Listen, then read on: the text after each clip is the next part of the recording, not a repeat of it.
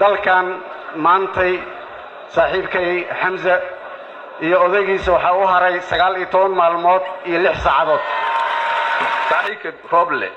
laba kelima haddaan ka iraahdo intuu yiri mid waxaan leeyahay war la qabaa xiisan male midka kalena waxaan leeyahay saacadu hadday ka istaagto waxaad u baahan tahay adjustment deer maraan salaad aadayay ayaan waxaan arkay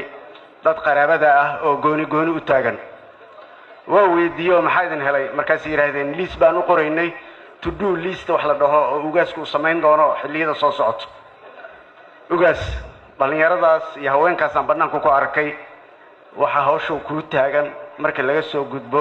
goboladii dalka aad ka soo jeedina tagtid waxay tahay mid xamar ka taagan oo ah dhul boobka barakicinta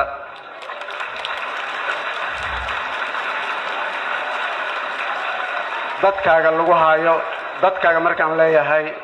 orodka ma ka hadlay waan ogahay qalbigiinaan ka hadlay laakiin ma rabtiin inaad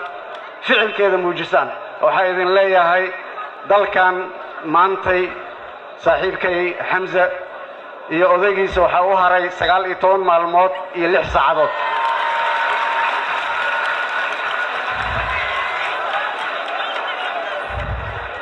waa 19 maalmood iyo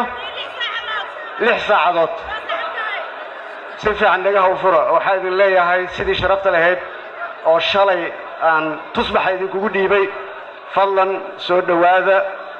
ma rabno cid kale inaan wax ka raadino ma rabno dad kale inaan aadno ma rabno ilbaaba aan munaasabayn inaan garaacno waa isla annagii